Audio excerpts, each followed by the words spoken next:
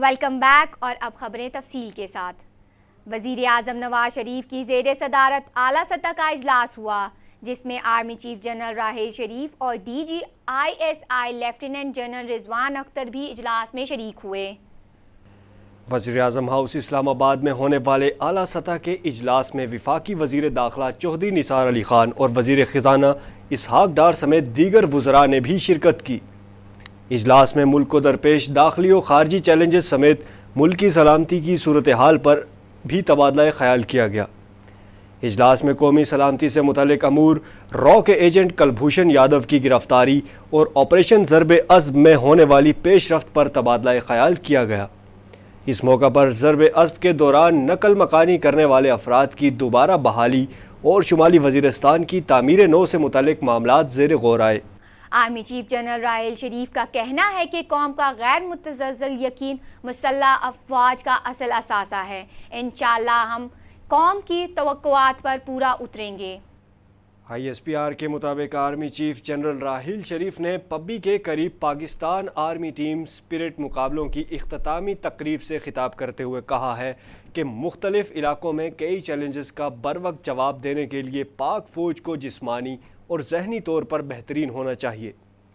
راحیل شریف نے کہا ہے کہ وطن کی محبت اور قربانی کا جذبہ پاک فوج کو دنیا کی بہترین فورسز میں شامل کرتا ہے اور یہی جذبہ ہر مشکل حالت کا سامنا کرنے کی بھی ہمت دیتا ہے۔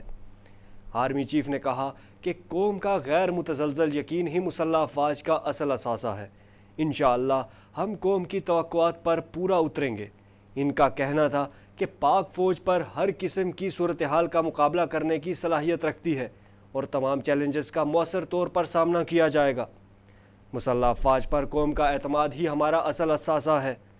آئی ایس پی آر کے مطابق پاکستانی آرمی ٹیم سپرٹ مقابلوں میں سری لنکا، چین، سعودی عرب، مالدیپ، قازقستان کے 16 افسر بھی شریک ہوئے۔ پاناما لیکس نے خفیہ طریقے سے دولت بنانے والی دنیا بھر کی سیاسی اور اعلیٰ شخصیات کے حوالے سے خفیہ دستاویزات جاری کیے ہیں، جن میں پاکستان کے وزیر اعظم نواز شریف، ان کی صاحبزادی مریم نواز اور بیٹے حسین نواز کے نام بھی شامل ہیں۔ برطانوی اخبار ڈی گارجین کے مطابق دنیا کی چوتھی بڑی لا فرم موساک فونسیکا نے پاناما لیکس کے نام سے 1 کروڑ 5 لاکھ خفیہ دستاویزات جاری کی ہیں، جس میں بتایا گیا ہے کہ دنیا کے مختلف ممالک سے تعلق رکھنے والے موجودہ اور سابق حکمران، سیاسی شخصیات اور فلمی ستاروں کی جانب سے ٹیکس چھپانے کے لیے کس طرح سے خفیہ دولت بنائی گئی۔ پاناما لیکس کے مطابق دنیا کے 147 رہنماؤں میں سے 12 اعلیٰ حکومتی شخصیات اور ان کے خاندان اور ان کے عزیز و اقارب بھی شامل ہیں، جنہوں نے خفیہ طریقے سے دولت بنائی۔ رپورٹ کے مطابق وزیر اعظم نواز شریف اور وزیر اعلیٰ پنجاب شہباز شریف نے خود تو خفیہ طور پر کوئی دولت نہیں بنائی، لیکن ان کی بیٹی مریم نواز اور بیٹوں حسین اور حسن نواز نے 4 خفیہ کمپنیوں کے ذریعے لاکھوں ڈالر مالیت کی دولت اس کے علاوہ بنائی۔ سابق وزیر اعظم پاکستان بے نظیر بھٹو، چودھری شجاعت، چودھری پرویز الہی، سابق وزیر داخلہ رحمان ملک اور شوکت ترین کے نام بھی شامل ہیں۔ دستاویزات میں وزیر اعظم نواز شریف کے اہل خانہ کی آف شور ہولڈنگز کا ذکر تفصیل سے موجود ہے۔ ویب سائٹ پر موجود ڈیٹا کے مطابق وزیر اعظم نواز شریف کے بیٹوں حسن، حسین اور بیٹی مریم نواز کئی آف شور کمپنیوں کے مالک ہیں۔ برٹش ورجن آئس لینڈ میں موجود نیلسن انٹرپرائزز لمیٹڈ اور نیکسول لمیٹڈ کا مالک ظاہر کیا گیا ہے اور نیلسن انٹرپرائزز کا پتہ جدہ میں سرور پیلس بتایا گیا ہے۔ عمران خان نے پاناما لیکس کے انکشافات پر تحقیقات کا مطالبہ کر دیا۔ کہتے ہیں شریف خاندان نے غریبوں کے پیسے چوری کر کے سمندر پار اکاؤنٹس میں رکھے تھے۔ اسحاق ڈار بھی منی لانڈرنگ کا اعتراف کر چکے ہیں۔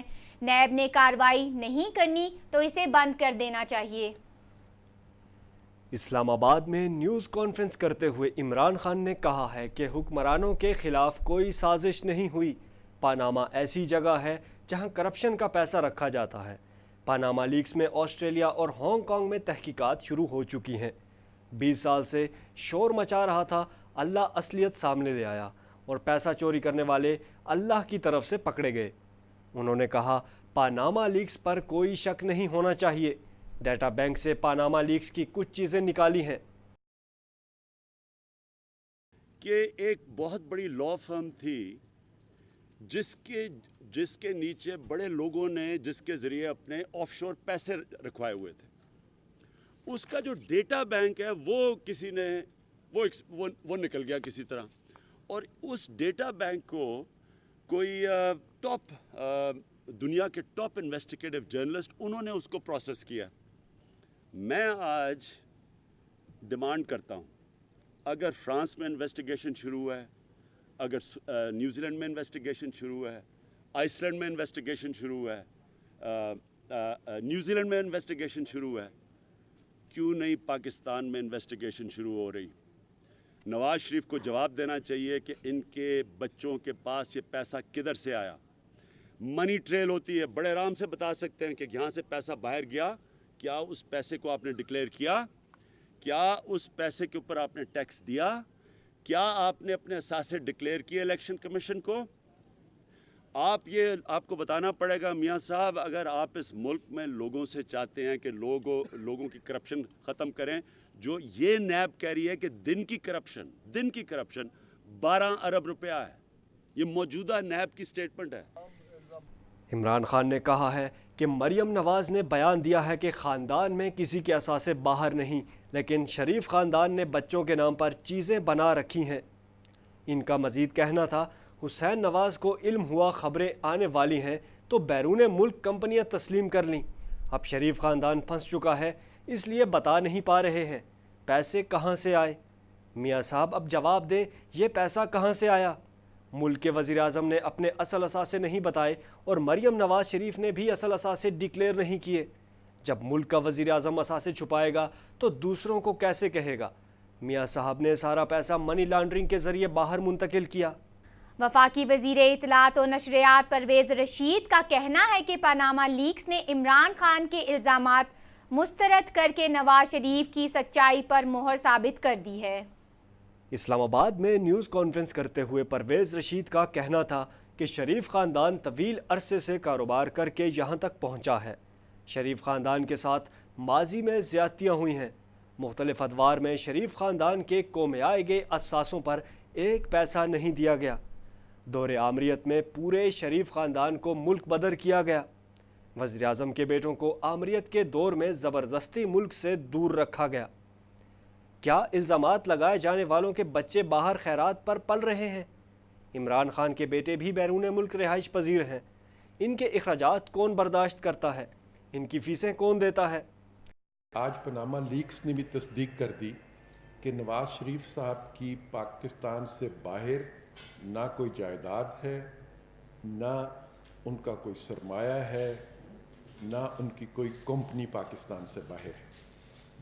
دنیا بھر کے لوگوں کے نام ہیں، ان میں سے کچھ پر اعتراضات بھی کیے گئے ہوں گے، کچھ کے بارے میں یقیناً شکوک و شبہات بھی کیے گئے ہوں گے، لیکن ان کی پراپرٹیز کے بارے میں یا ان کی کمپنی کے بارے میں تو کسی قسم کا کوئی پاناما لیکس میں اس طرح کی آبزرویشن نہیں دی گئی جو کہ نیگیٹو ہو۔ وزیر اطلاعات نے کہا ہے کہ نواز شریف خاندان باقاعدگی سے ٹیکس ادا کرتا ہے، جبکہ عمران خان نے 5 سال میں صرف دھرنا دیا۔ دھرنے کی وجہ سے سی پیک منصوبہ 1.5 سال تاخیر کا شکار ہوا۔ ہم نے اتنے بڑے کام کیے ہیں کہ 2018 میں عوام ہمیں ووٹ دیں گے۔ نواز شریف کے بچے طویل عرصے سے ملک سے باہر ہیں، لیکن ان کے بچے ٹیکس بھی دیتے ہیں۔ وزیر اعظم نواز شریف کا کہنا ہے کہ آپریشن ضرب عضب کے مثبت نتائج آ رہے ہیں، دہشت گرد راہ فرار اختیار کر رہے ہیں اور آسان اہداف کو نشانہ بنا رہے ہیں۔ وزیر اعظم نواز شریف سے سعودی مجلس شورا کے چیئرمین ڈاکٹر عبداللہ بن محمد الشیخ نے اسلام آباد میں ملاقات کی، جس میں 2 طرفہ امور پر تبادلہ خیال کیا گیا۔ وزیر اعظم نے کہا ہے کہ پاکستان اور سعودی عرب کے درمیان گہرے اور پرانے تعلقات ہیں۔ انہوں نے کہا کہ پاکستان میں جمہوریت کو فروغ دینا چاہیے۔ پاکستانی پارلیمنٹ آج ماضی کے مقابلے میں زیادہ فعال ہے۔ مسلم لیگ نون نے نہ صرف بلدیاتی الیکشن بلکہ تمام ضمنی انتخابات میں بھی بھاری اکثریت سے کامیابی حاصل کی۔ وزیر اعظم نے کہا کہ مسلم لیگ نون کی حکومت کو بجلی بحران، خراب صورتحال اور بدحال معیشت ورثے میں ملی ہے۔ آج صنعتوں کے لیے بجلی کی لوڈ شیڈنگ مکمل طور پر ختم ہو گئی ہے۔ گھریلو صارفین کے لیے بھی لوڈ شیڈنگ میں بہت حد تک کمی آئی ہے۔ پاکستان کی تاریخ میں سب سے زیادہ فارن ریزرو موجود ہیں۔ وزیر اعظم محمد نواز شریف سے وفاقی وزیر داخلہ چودھری نثار علی خان نے اہم ملاقات کی، جس میں کرکٹ امور اور تحقیقاتی کمیٹی کی رپورٹ لیک ہونے کا معاملہ زیر غور آیا۔ ذرائع کے مطابق وزیر داخلہ نے وزیر اعظم کو کرکٹ امور اور تحقیقاتی کمیٹی کی رپورٹ لیک ہونے کے حوالے سے رپورٹ پیش کی۔ اس موقع پر وزیر اعظم نے وزیر داخلہ کو ہدایت کی کہ یہ چھان بین ہونی چاہیے کہ میری ہدایت کے باوجود رپورٹ کس طرح لیک ہوئی۔ یہ رپورٹ پہلے مجھ تک پہنچنی چاہیے تھی۔ وزیر اعظم نے کہا کہ اس بات کا بھی تعین ہونا چاہیے کہ اس رپورٹ کو عام کرنے کے پیچھے کیا مقاصد تھے۔ آیا اس کا مقصد چند کھلاڑیوں اور کوچ کی تضحیک تو نہیں تھا؟ ذرائع کے مطابق وزیر اعظم نے تمام معاملات پر 48 گھنٹوں کے اندر رپورٹ دینے کی ہدایت کی ہے۔ حقوق نسواں بل پر اتفاق رائے کے لیے پنجاب حکومت نے علماء اور حکومتی نمائندوں پر مشتمل مشترکہ کمیٹی قائم کر دی۔ کمیٹی بل کا تفصیلی جائزہ لے کر ضروری اصلاح تجویز کرے گی۔ حقوق نسواں ایکٹ کے معاملے پر مولانا فضل الرحمان کی قیادت میں ایک وفد نے وزیر اعلیٰ پنجاب محمد شہباز شریف سے ملاقات کی، جس میں طے کیا گیا کہ ایکٹ پر حکومتی اور علماء کرام کے نمائندوں پر مشتمل کمیٹی بنائی جائے گی تاکہ ایکٹ پر اتفاق رائے پیدا کیا جا سکے۔ وزیر اعلیٰ پنجاب شہباز شریف کا کہنا تھا کہ حکومت قرآن و سنت کے برعکس قانون سازی کا تصور بھی نہیں بل میں کر سکتی۔ اصلاح کے لیے علماء کرام کی تجاویز کو اہمیت دی جائے گی۔ مولانا فضل الرحمان نے کہا کہ ایکٹ پر اگر حکومت پہلے علماء کرام سے مشاورت کر لیتی تو ایسی صورتحال پیدا نہ ہوتی۔ ایکٹ میں اصلاح کرنا درست اقدام ہے۔ خیبر پختونخوا، گلگت بلتستان اور آزاد کشمیر میں بارشوں کے دوران مختلف واقعات میں جاں بحق افراد کی تعداد 98 ہو گئی۔ 100 سے زائد افراد زخمی ہیں۔ گلگت بلتستان میں تعلیمی ادارے بند کر دیے گئے ہیں۔ خیبر پختونخوا میں بارش سے ہونے والی تباہ کاریاں تھم نہ سکیں۔ سب سے زیادہ نقصان شانگلہ اور کوہستان میں ہوا۔ شانگلہ میں بارش کے دوران غور بند چسر کر کے علاقوں میں لینڈ سلائیڈنگ اور مختلف حادثات میں 200 سے زائد مکانات منہدم اور 19 افراد جاں بحق ہوئے، جبکہ 26 سے زائد زخمی ہوئے۔ کوہستان میں اوتور نالہ کے مقام پر 4 مکانات پر آسمانی بجلی گرنے سے 10 افراد جاں بحق ہوئے، جس کے بعد کوہستان میں جاں بحق افراد کی تعداد 18 ہو گئی۔ حادثات میں 20 سے زائد افراد زخمی بھی ہوئے ہیں۔ سوات میں بارش سے 4 باغ، مالم جبہ قبل کلا گئی کوکاری میں سب سے زیادہ نقصانات ہوئے۔ حادثات میں 9 افراد جاں بحق، 4 زخمی ہوئے۔ اپر دیر میں 7 افراد جاں بحق اور 3 زخمی ہوئے۔ مانسہرہ میں 8 افراد جاں بحق اور متعدد زخمی۔ چترال میں 2 افراد جاں بحق اور 5 زخمی ہوئے۔ پٹگرام میں 2 افراد جاں بحق، بنوں میں بھی 2 افراد جاں بحق ہوئے۔ مالاکنڈ اور چارسدہ میں بھی 1 شخص جاں بحق۔ گلگت بلتستان میں بارش نے نظام زندگی درم بھرم کر کے رکھ دیا ہے۔ بارش کے باعث لینڈ سلائیڈنگ سے رابطہ سڑکیں بند ہو گئی ہیں، جس کے بعد صوبے بھر میں تعلیمی ادارے بند کر دیے گئے۔ سب سے زیادہ نقصان چلاس میں ہوا، جہاں لینڈ سلائیڈنگ اور دیگر حادثات کے دوران جاں بحق افراد کی تعداد 11 ہو گئی۔ آزاد کشمیر میں وادی نیلم کے علاقے خام گاہ لینڈ سلائیڈنگ سے 5 بچے اور 3 خواتین جاں بحق۔ پیپلز پارٹی کے چیئرمین بلاول بھٹو زرداری نے کہا کہ بھٹو خاندان کے جمہوریت کی خاطر اپنی جانیں قربان کی ہیں۔ میاں صاحب قوم کے غدار کو کیسے باہر جانے دیا گیا؟ ہمیں تانا دینے والے حکمرانوں کی اپنی تمام پالیسیاں ناکام ہو گئی ہیں۔ گڑھی خدا بخش بھٹو میں پیپلز پارٹی کے بانی قائد ذوالفقار علی بھٹو کی 37ویں برسی کے مرکزی تقریب سے خطاب کرتے ہوئے بلاول بھٹو کا کہنا تھا کہ ہم شہیدوں کے وارث ہیں۔ عزت اور ذلت دینے والا صرف اللہ ہے۔ اللہ ظالموں کا پردہ چاک کرنے والا ہے۔ انہوں نے کہا ہے کہ گڑھی خدا بخش کے شہیدوں کے لہو سے پاکستان کا چہرہ روشن ہے۔ شہداء کا وارث آپ کو سلام پیش کرتا ہے۔ بلاول بھٹو زرداری نے کہا ہے کہ ذوالفقار علی بھٹو کو غلام عدالتوں نے تختہ دار پر پہنچایا۔ میری والدہ کو عوام کے درمیان قتل کیا گیا۔ ظالموں سے آج بھی ایک ہی سوال ہے، یہ لاکھوں لوگ ان شہیدوں کے مزار پر کیوں کھینچے چلے آتے ہیں؟ بلاول بھٹو کا کہنا تھا کہ میاں صاحب، عوام پوچھتے ہیں کہ شہید بے نظیر کے قتل کا ملزم ملک سے کیسے بھاگ گیا؟ مشرف کے لیے الگ اور بھٹو کے لیے الگ نظام کیوں؟ عوام آپ سے پوچھتے ہیں کہ انتخابی نعروں پر اور دعووں کا کیا ہوا؟ تیل کی قیمت نہ گرتی تو ملک دیوالیہ ہو جاتا۔ لاہور میں ثانیہ گلشن اقبال پارک کی تحقیقات میں پیش رفت کا سلسلہ جاری ہے۔ فرانزک رپورٹ نے خودکش حملہ آور اور تحریک طالبان کی جانب سے جاری کی گئی دہشت گرد کی تصویر میں مماثلت ثابت کر دی۔ فرانزک رپورٹ میں بتایا گیا ہے کہ جائے وقوع سے ملنے والے خودکش حملہ آور کے بیشتر جسمانی اعضاء ناقابل شناخت ہیں، تاہم خودکش حملہ آور کے کان اور تحریک طالبان کی ذیلی تنظیم جماعت الاحرار کی جانب سے جاری کی گئی دہشت گرد کی تصویر میں دیکھے جانے والے کان میں مماثلت پائی جاتی ہے۔ قانون نافذ کرنے والے اداروں کی جانب سے فرانزک رپورٹ موصول ہونے کے بعد تحقیقات کا دائرہ وسیع کر دیا گیا ہے۔ سپریم کورٹ نے پرویز مشرف کی تاحیات نااہلی کے پشاور ہائی کورٹ کے فیصلے کے خلاف اپیل سماعت کے لیے منظور کر لی۔ کیس کی سماعت چیف جسٹس انور ظہیر جمالی کی سربراہی میں 5 رکنی لارجر بینچ نے کی۔ عدالت نے دوران سماعت کہا ہے کہ انتخابات ہونے کے بعد کیا یہ اپیل اب غیر مؤثر نہیں ہو چکی؟ پرویز مشرف کے وکیل قمر افضل نے دلائل دیتے ہوئے کہا کہ عدالت نے پرویز مشرف کو تاحیات نااہل قرار دیا ہے۔ تاحیات الیکشن لڑنے پر پابندی بنیادی انسانی حقوق کی خلاف ورزی ہے۔ عدالت نے سماعت کے لیے منظوری کرتے ہوئے اٹارنی جنرل کو نوٹس جاری کر دیا۔ کیس کی سماعت غیر معینہ مدت تک ملتوی کر دی گئی۔ پرویز مشرف نے پشاور ہائی کورٹ کے فیصلے کے خلاف یہ اپیل دائر کی تھی۔ ایم کیو ایم کے سابق سینیٹر محمد علی بروہی نے اپنے ساتھیوں سمیت مصطفیٰ کمال کی پاک سرزمین پارٹی میں شمولیت کا اعلان کر دیا۔ کراچی میں مصطفیٰ کمال کی رہائش گاہ پر پاک سرزمین پارٹی کے دیگر رہنماؤں کے ہمراہ نیوز کانفرنس کرتے ہوئے محمد علی بروہی نے کہا ہے کہ ہم ایم کیو ایم میں اس سوچ کے ساتھ آئے تھے کہ سندھی اور اردو بولنے والے بھائیوں کے درمیان پل کا کردار ادا کریں گے۔ ان کا مزید کہنا تھا کہ جب ہم نے دیکھا کہ یہ پاکستان دشمنی اور سندھ دشمنی کی پالیسی پر گامزن ہیں اور ایک شخص نے سب کچھ تباہ کر دیا تو ہم پیچھے ہٹ گئے۔ احمد علی بروہی نے سب کو پاک سرزمین پارٹی میں شمولیت کی دعوت دی تاکہ ملک کی مضبوطی کے لیے کام کیا جا سکے۔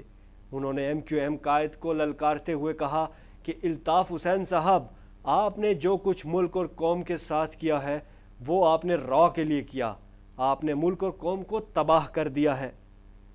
اور اب ایک نظر عالمی خبروں پر۔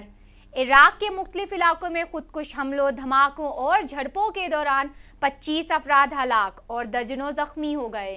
عراقی سرکاری حکام کے مطابق بصرہ میں خودکش کار حملے میں 5 افراد مارے گئے۔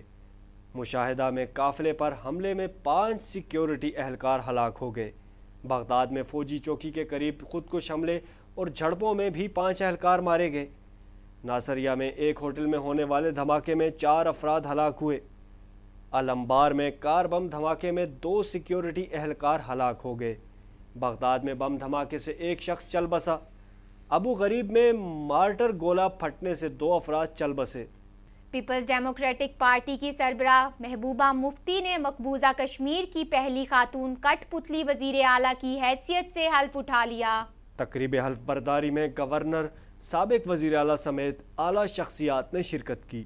حلف اٹھانے کے ساتھ ہی مقبوضہ کشمیر میں 2 ماہ سے جاری سیاسی بحران حل ہو گیا۔ بھارتی میڈیا کے مطابق محبوبہ مفتی مقبوضہ کشمیر کی پہلی خاتون وزیر اعلیٰ ہیں۔ ان کی تقریب حلف راج بھون برداری جموں میں ہوئی۔ تقریب میں گورنر، سابق وزیر اعلیٰ عمر عبداللہ سمیت دیگر اعلیٰ شخصیات شریک ہوئے۔ بھارتی میڈیا نے دعویٰ کیا ہے کہ وزیر اعلیٰ مقبوضہ کشمیر محبوبہ مفتی اپنی کابینہ میں تبدیلی نہیں کریں گی۔ اور اب انٹرٹینمنٹ نیوز۔ بالی ووڈ اداکارہ سنی لیون نے کہا کہ فلم رئیس کی شوٹنگ کے دوران شاہ رخ خان کے ساتھ کام کر کے لگا جیسے کوئی خواب سچ ثابت ہو گیا۔ سنی لیونی فلم رئیس میں پہلی بار بالی ووڈ کے کنگ شاہ رخ خان کے مد مقابل آئٹم سانگ میں جلوہ بکھیریں گی، جس کی شوٹنگ کے دوران اداکارہ نے کنگ خان کے ساتھ کام کرنے کے تجربات کو ناقابل یقین قرار دیا ہے۔ سنی لیون کا اپنے انٹرویو میں کہنا تھا کہ شاہ رخ خان کے ساتھ فلم میں کام کرنا ناقابل یقین ہے، بالکل اس طرح جیسے کوئی خواب سچ ثابت ہوتا ہے، جو کہ میرے لیے فخر کا باعث ہے، جبکہ گانے کی شوٹنگ کے دوران شاہ رخ خان کے سامنے شدید گھبراہٹ کا شکار بھی رہی۔ اور اب پیش ہیں کھیلوں کی خبریں۔ پاکستان کرکٹ ٹیم کے ہیڈ کوچ وقار یونس نے عہدے سے استعفیٰ دے دیا ہے۔ کہتے ہیں بہت بھاری دل کے ساتھ استعفیٰ دے رہا ہوں، بورڈ میرے بقایا جات فرسٹ کلاس کرکٹ پر خرچ کرے۔ لاہور میں میڈیا سے گفتگو کرتے ہوئے وقار یونس کا کہنا تھا کہ میرے کانٹریکٹ کے 3 ماہ ابھی باقی ہیں، اپنی سفارشات پر عمل درآمد نہ ہونے کے باعث مستعفی ہوں۔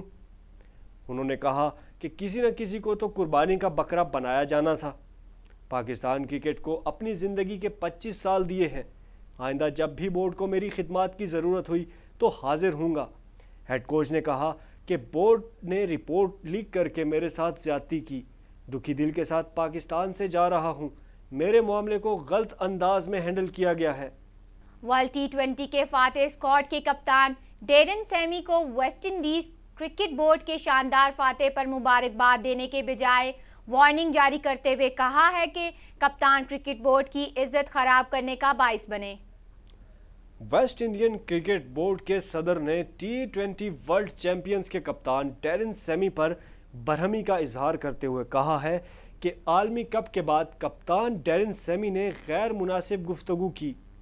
کرکٹ بورڈ اور وہ کھلاڑیوں کے درمیان ہونے والے اندرونی مسائل کو دنیا کے سامنے پیش کر کے کرکٹ بورڈ کی عزت خراب کرنے کا باعث بنے ہیں۔ بورڈ کی جانب سے کپتان ڈیرن سیمی متنبہ کیا گیا ہے کہ آئندہ ایسے بیانات سے اجتناب کریں ورنہ سخت کارروائی کی جائے گی۔ کیریبین کرکٹ بورڈ کے صدر نے ڈیرن سیمی کے الفاظ کو مایوس کن قرار دیتے ہوئے کہا ہے کہ رواں سال مئی میں بورڈ سالانہ جائزہ لے گا اور مالی تنازع کے حوالے سے کھلاڑیوں کے ساتھ مل کر کوئی بھی درمیانہ راستہ نکالا جائے گا۔ اب تک کے لیے اتنا ہی۔ مزید خبروں اور اپ ڈیٹس کے لیے دیکھتے رہیے رسائی نیوز۔